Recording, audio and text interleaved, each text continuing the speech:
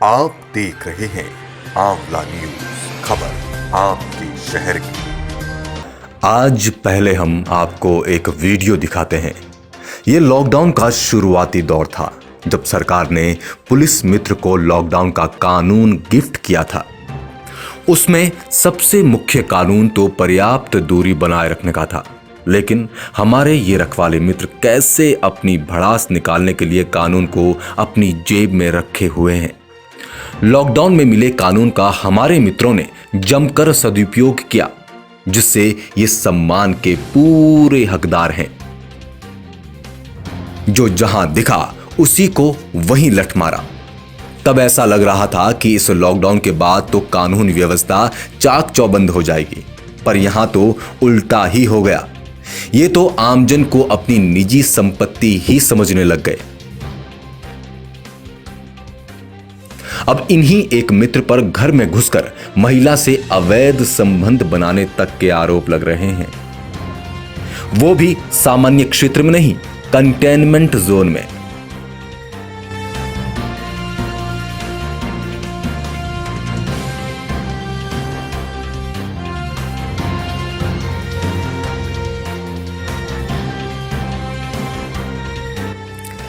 जहां पुलिस की ड्यूटी दो इंसानों के बीच पर्याप्त दूरी बनाए रखने की होती है, वहां ये कानून के रखवाले मित्र तो महिला के साथ ही चिपक गए थे।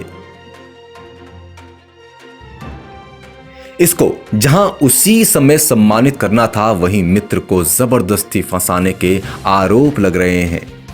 अब देखते हैं कि इस अव्यभिचारी मित्र को कब सम्मान मिलता है, जिससे दूसरे मित्रों को भी कुछ प्रेरणा मिल सके। फिलहाल इस मित्र और इसके संपर्क में आए सभी मित्रों को होम क्वारंटीन करने की हम तो कम से कम सलाह देते हैं। मानना है तो ठीक। वहीं विश्वास सूत्रों से जानकारी मिली है कि महिला और ये मित्र जीजा साली थे, इसलिए ये सब हो गया।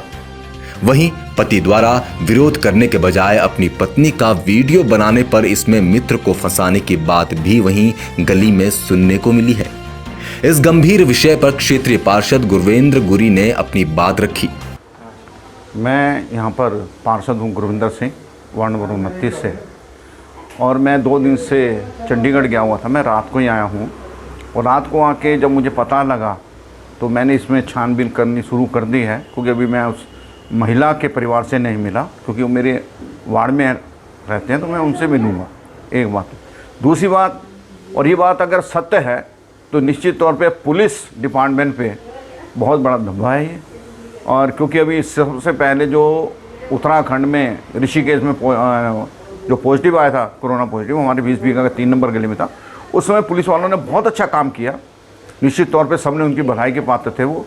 और उस वहाँ पर गली नंबर 9 में उस पुलिस वाले ने इतनी जो हरकत की है, बहुत शर्मनाक है। मैं इसके बारे में एसएसपी साहब से भी बात करूंगा और कोतवाल से भी बात करूंगा। मैं तो एक चाहूँगा, अगर वो व्यक्ति ने गलत किया है तो उसको सस्पेंड होना है और जेल जाना चाहिए उसे।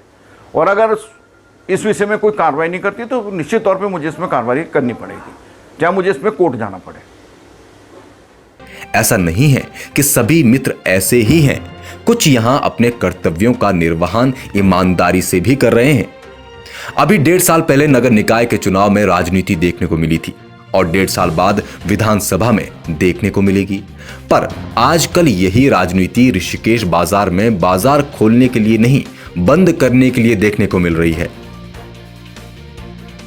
बताते चलें कि ऋषिकेश नगर उद्योग व्यापार मंडल के अध्यक्ष और दूसरे पदाधिकारियों के चुनाव होने हैं।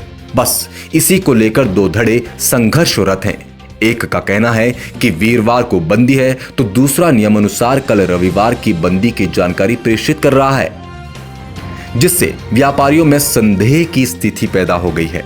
वहीं इस संबंध में कोतवाल रितेश शाह ने कल रविवार को ही बाजार बंद रखने की बात कही है, और गलत अफवाहों पर ध्यान न देने की भी सभी व्यापारियों को सलाह दी है। अब आज की सबसे गंभीर और खतरनाक खबर, जो त्रिवेंद्र जी की कुर्सी हिलाकर रख देगी। घबराएं नहीं, मुख्यमंत्री जी गिराएगी नहीं। तीर्थ नगरी का म्यूजियम खंडहर हो चला है। जब से त्रिवेंद्र सरकार बनी है, इस पर कोई ध्यान नहीं दिया गया। या ये समझ लीजिए कि अब तक तो ये बन जाता, लेकिन कहीं कांग्रेस इसकी उपलब्धि ना ले ले, त्रिवेंद्र ने इसे बनने ही नहीं दिया। इस पर कांग्रेस की पिछली सरकार में करोड़ों रुपए खर्च हो चुके हैं। सुनिए जिन्होंने खर्च किए उन पूर्व पर्यटन मंत्री दिनेश धने की जुबानी। देखिए, एक सोच के तहत ही हमने इसका निर्माण कराया था, म्यूज़ियम की जो स्वीकृति दिलाई थी, और वो लड़ कर टीएसडीसी के द्वारा भी और अपने स्टेट गवर्नमेंट के जो अधिकारी इनके द्वारा भी। लेकिन एक सोच थी कि ऋषिकेश हमारा जो पर्यटन का हब है और द्वार भी है, इसलिए यहाँ होना उसका बहुत ज़रूरी था और आवश्यक भी था, जन भावना को देखते हुए, जो हमारी धार्मिक भावनाएं भी थी और पर्यटक के दृष्टिकोण भी महत्वपूर्ण था। लेकिन आज लोगों का उसमें, मैं समझता हूँ, किसी का भी उसकी तरफ ध्यान नहीं है, न किसी का उस तरफ कोई रुचि है, जो जनप्रतिनिधि है और जो सरकार है। तो मैं समझता हूँ कि ये जनता पर निर्भर करेगा कि वो जनप्रतिनिधियों से रुचि पैदा करवाए, ऐसी जो समझ है उसको उत्पन्न करवाए, और आने वाले समय में जो ऋषिकेश उत्तराखंड का जो एक ऐतिहासिक और धार्मिक महत्व के दृष्टिकोण से जो शहर है, जो अपने आप में जो इसकी महत्व है, उसकी महत्व जो है, इसकी महत्व बना के रखते हुए लोग को इस बात समझना होगा कि ऋषिकेश में हमारा जनप्रतिनिधि कैसा हो, और जो जन भावना को समझे और क्षेत्रीय भावना को समझे, और विकास की तरफ उनका ध्यान नहीं है। और मैंने जो शुरू किया था आज वो ठप पड़ा है, तो जिसको कि पुनः आवश्यकता है उसको शुरू करने की, जिससे कि ऋषिकेश का महत्व बढ़ सके।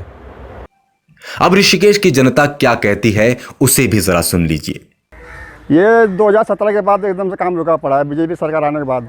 2015-16 से ये पड़ा है, खंडर हो रहा है सारा काम ये, और इस टाइम ये सारा यहाँ पे इस टाइम तो ऐसा काम स्टार्ट कर रहा हूँ कि हम ऐसा करेंगे वैसा करेंगे। म्यूजियम चल जाए तो अच्छा हो जाएगा, लोगों का कारोबार बढ़ेगा यहाँ पे।